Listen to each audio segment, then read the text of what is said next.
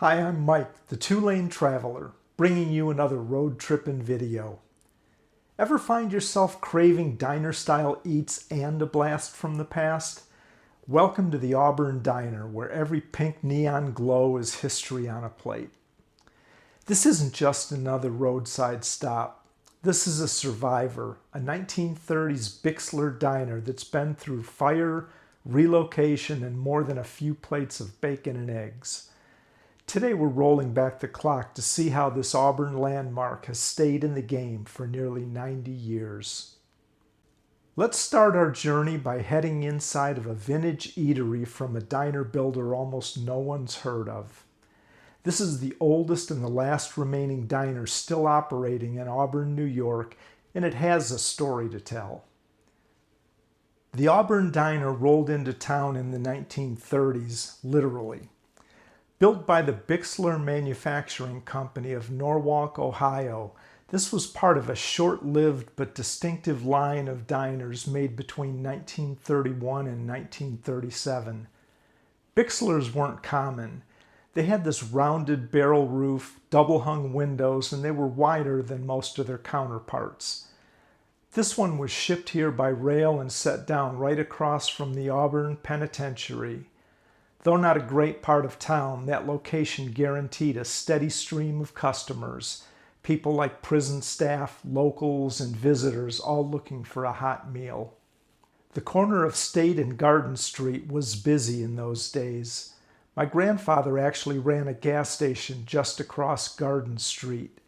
No diner photos from then, sadly, but I like to think maybe he gassed up a few people headed there for a meal. He and my dad would walk across the street every day for a cup of coffee to get their day started. That Amico sign in the background helps date the shot, likely late 30s or early 40s.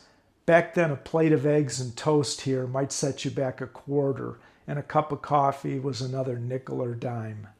For decades, the diner kept on cooking. From the Depression through World War II, the booming 50s, and into the 1980s. But Auburn winters aren't kind to steel, glass, and wood materials. By the early 90s, the diner was still going, but the shine had long since faded. Then came a fire in 1994. The interior was completely destroyed, forcing the diner to close its doors. For several years, the building just sat there, empty and weathering away. I remember driving past the time-worn building back then.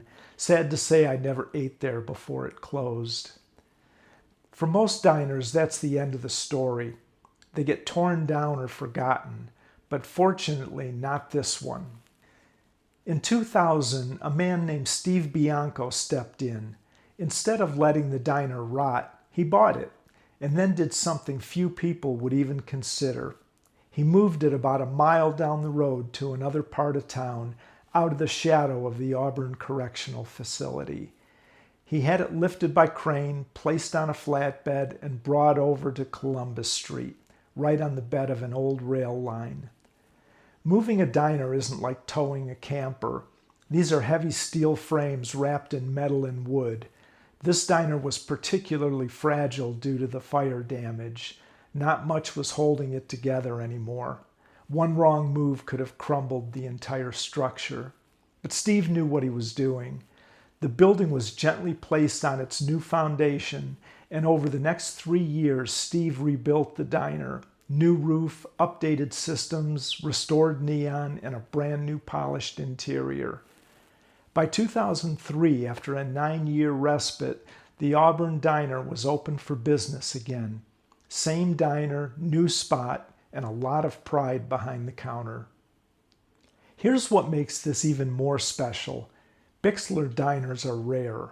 The company only built a small number between 1931 and 1937 before closing, and very few survive today.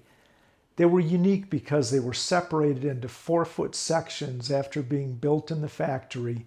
Then the sections were shipped by train and reassembled on site. The result was that Bixler could build wider diners than most other manufacturers of the time. The Auburn Diner shares its DNA with the former Miss Syracuse Diner, now known as the Across the Hall Diner, still located in Syracuse, New York. The Bridge Diner is another Bixler model, but it's apparently in storage somewhere. A few other heavily altered ones still exist as well. The Auburn Diner has changed significantly from its early Bixler days, but it's still a beautiful 100% diner, and it wears its history proudly. Today, the Auburn Diner is as lively as ever. It's pretty much packed from open to close. The booths are full, the coffee's hot, and the grill's always working overtime. Locals swear by the breakfast, and a burger or Reuben sandwich is a must if you're there around lunchtime. It's the kind of place where you recognize faces, whether you're a regular or you just feel like one after 10 minutes. And by the second or third time here, the waitresses are recognizing you too. This is one of the better hometown diners you'll ever come across. The Auburn Diner isn't just a spot to grab a quick meal. It's a survivor from the 1930s that's still serving up history on a plate.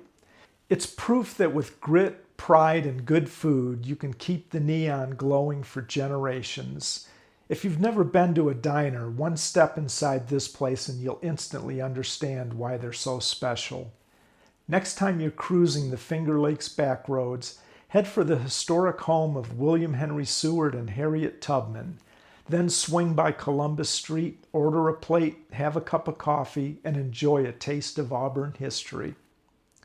Tell me about one of your favorite hometown diners in the comments section below. And if you've enjoyed this trip to another great diner in the Finger Lakes, click the like and subscribe buttons to see what's coming next. Thanks for watching.